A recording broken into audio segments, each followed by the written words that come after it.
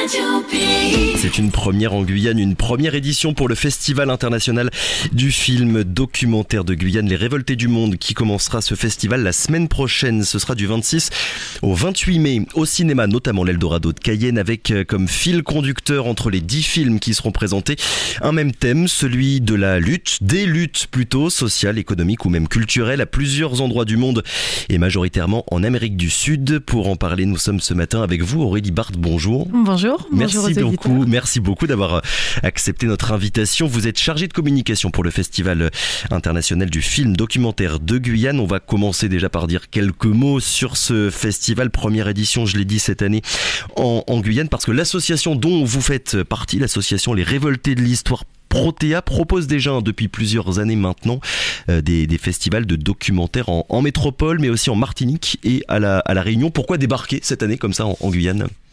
Parce qu'en fait, ça coulait de source. On est sur des problématiques de descendants afro-caribéens et il n'y avait pas de raison qu'on soit mis à l'écart et qu'on n'en profite pas.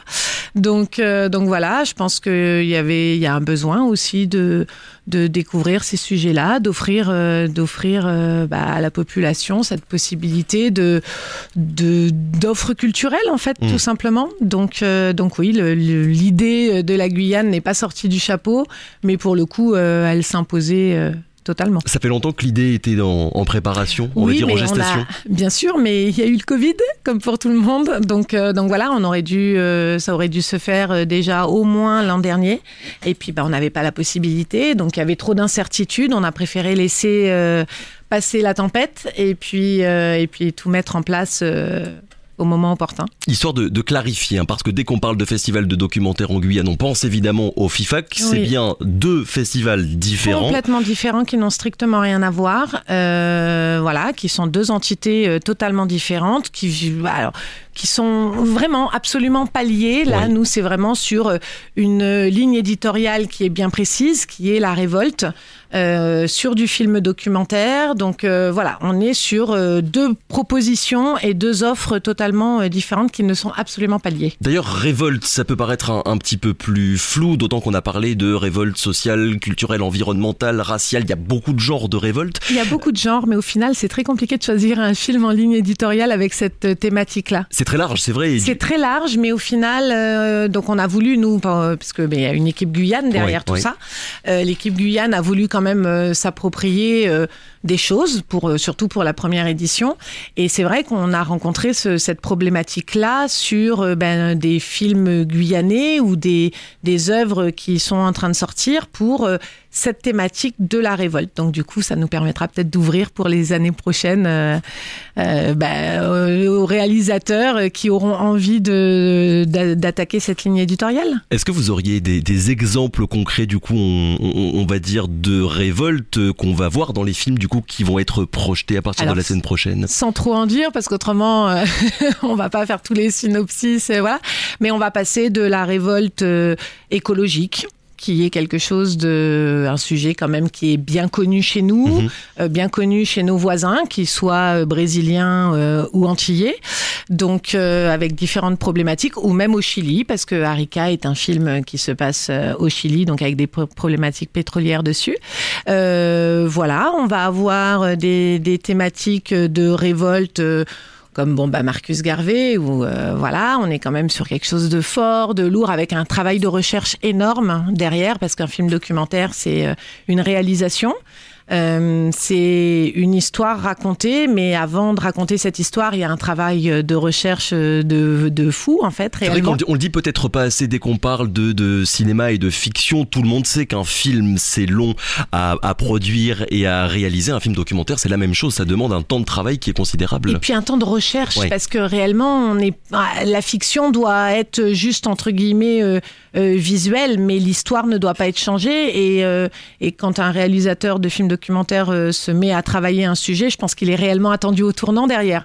Donc c'est vrai qu'il y a un gros travail de recherche. Après, on va avoir un film comme Aretha Franklin où il y a de la révolte, qu'elle soit éventuellement raciale, mais aussi également, alors on va employer le mot misogyne, mais c'est vrai, il a fallu qu'elle se batte réellement, elle, en tant que femme noire, certes, mais surtout en tant que femme aussi, pour s'imposer réellement, pour s'imposer dans le milieu. Donc voilà, donc ces différentes révoltes, ça tombera dans les jardins de tout à chacun ou pas. Mais voilà, c'était proposé un panel relativement large pour une première édition. Vous avez commencé à dire quelques mots sur l'équipe de ce festival, parce que l'association Protea, elle est métropolitaine, mais l'édition guyanaise du festival, elle a été pensée, elle a été construite uniquement par des personnes qui vivent en Guyane. Ah oui, uniquement. Uniquement, et de A à Z, c'est-à-dire que ce soit sur l'affiche, qui a été pensée par un artiste qui fait partie de l'équipe, donc Gerno Odang, sur laquelle on s'est basé sur une de ses photos, mais réellement pas une photo qui avait déjà été faite, une photo qui a été pensée, un shooting photo qui a été fait pour le festival réellement. Après, pour des questions de visuel et de charte graphique, Protea ne travaille que sur des illustrations. Donc, on s'est attaché à faire attention à ce que l'illustration soit la reproduction exacte de la photo choisie. Voilà, sur une thématique guyanaise, quoi. Alors après, c'est pas une définition de la Guyane, hein, attention, l'image, l'affiche n'est pas la définition de la Guyane, mais c'est l'œil de l'artiste sur un projet qui est celui-là. Au-delà du thème qui a été retenu, du coup, les révoltes, les luttes, c'est quoi un bon documentaire, Aurélie Barthe, plutôt un documentaire susceptible d'être retenu par votre festival? Il faut que ce soit quoi, un film qui dérange, qui apporte quoi, on va dire, de particulier pour les personnes qui vont aller le voir? Alors, sur le choix, oui, parce qu'on en a vu beaucoup, du coup, pour faire une présélection. C'est vrai qu'on s'est basé sur, surtout pour la première, des films, qui nous touchaient. Qui ne laisse pas indifférent, mais la population guyanaise, parce qu'en fait, il faut qu'on se reconnaisse dedans. Il fallait que ce soit, intéressant, mais pas que centré sur nous également. C'est parce que on est vraiment sur un film international, donc des problématiques qui peuvent résonner chez nous, on peut vite se rendre compte qu'en fait, elles existent ailleurs, alors sous différentes formes, et puis voilà, c'était aussi mettre en avant ces révoltes afro-caribéennes qui en fait est une problématique commune à beaucoup d'endroits. Est-ce qu'il y a plus que jamais un besoin de voir et de comprendre le réel, qu'on nous montre ce qui peut se passer aujourd'hui ou ce qui s'est passé? Le cinéma, il est quand même ultra dominé aujourd'hui par la fiction. Il y a beaucoup de personnes qui vont voir un film uniquement pour se divertir, on va dire, et oublier leur quotidien. C'est plus exigeant d'aller voir un film documentaire? Ah oui. C'est beaucoup plus exigeant, bien sûr. Oui, on est sur des thématiques historiques. On est sur c'est vrai que alors on a beaucoup eu de retours positifs de professeurs d'histoire, parce qu'on va faire du coup des projections pour les scolaires à la Maison des Cultures et on en parlera justement de tous ces débats qui vont suivre les projections. Du coup, ils ont tous adhéré fortement, puisque ce sont des thématiques historiques. C'est principalement la forme du film documentaire. Donc, surtout à partir du moment où on a le mot film documentaire et le mot révolte. Obligatoirement, l'histoire vient dedans. Donc, c'est vrai que c'est moins fun et puis c'est beaucoup plus interrogeant, surtout, d'aller voir un film documentaire que d'aller voir un blockbuster sur un grand écran, quoi, obligatoirement, sachant que toutes nos projections sont suivies de débats, justement, avec des intervenants qui viendront justement susciter les questions, les interrogations sur les problèmes. Justement, ces intervenants, j'ai regardé des historiens, des militants, des universitaires, anthropologues, chercheurs. L'idée, c'était pas que de projeter des films, mais de créer une réflexion collective, on va dire, et d'avoir des échanges à propos du film qu'on a vu, parce que parfois on va au cinéma, on aime ce qu'on voit et puis on passe à autre chose. Oui, voilà, on passe à autre chose. Là, c'est vraiment se poser des questions, s'interroger, ce que ça nous renvoie à nous personnellement, ce que ça peut renvoyer à la société également.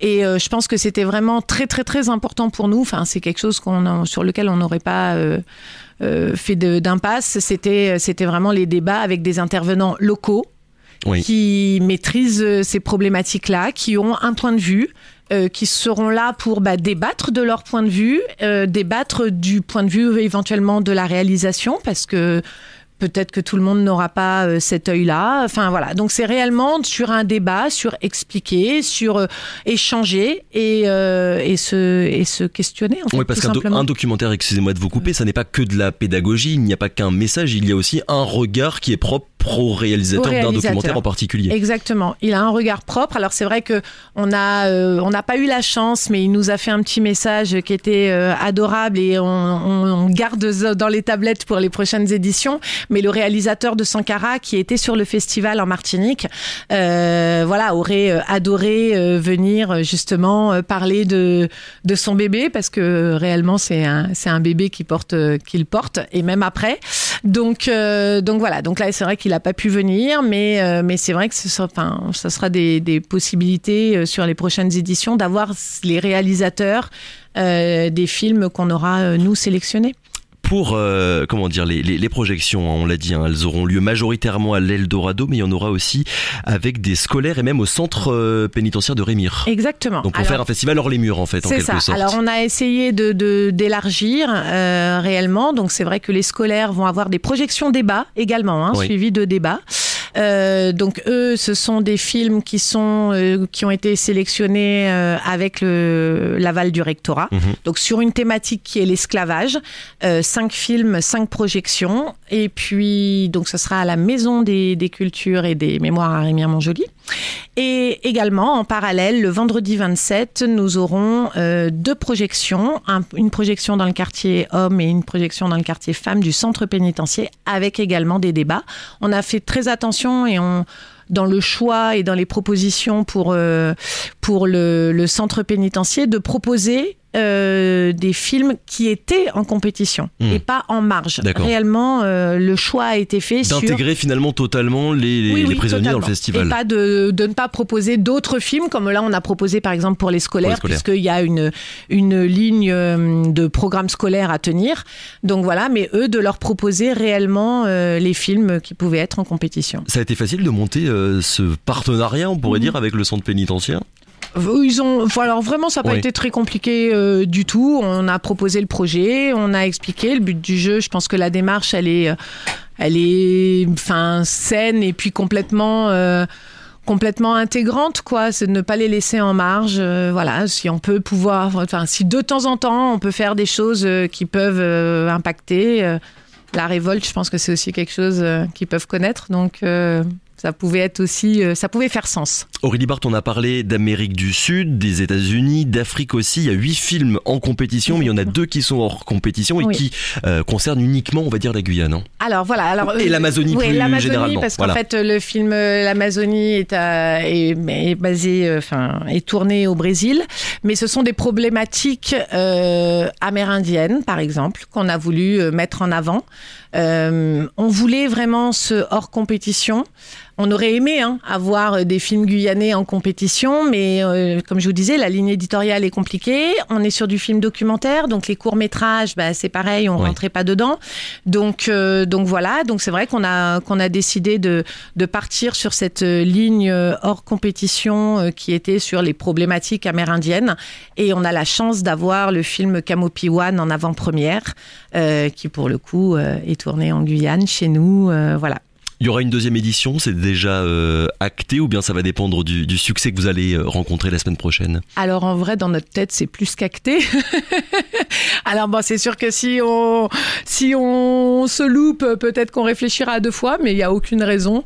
Donc oui, il y aura une deuxième édition et cette deuxième édition, réellement, elle sera, donc on espère, sur le même principe et on élargira avec un réel hors les murs. D'accord. Avec, pour le coup, des projections débats. On aimerait pouvoir le faire, mais dans toutes les communes, y compris celles de l'intérieur, pour la Guyane, quoi. Pour que le documentaire touche tout le monde. Coup d'envoi du festival, ce sera jeudi prochain avec ces 2 films, donc hors compétition. Amazonie, c'est la forêt qu'on assassine, et Camopi-One, ce sera, je le rappelle, à l'Eldorado de Cayenne. Très bon festival. Merci beaucoup. Radio Pays.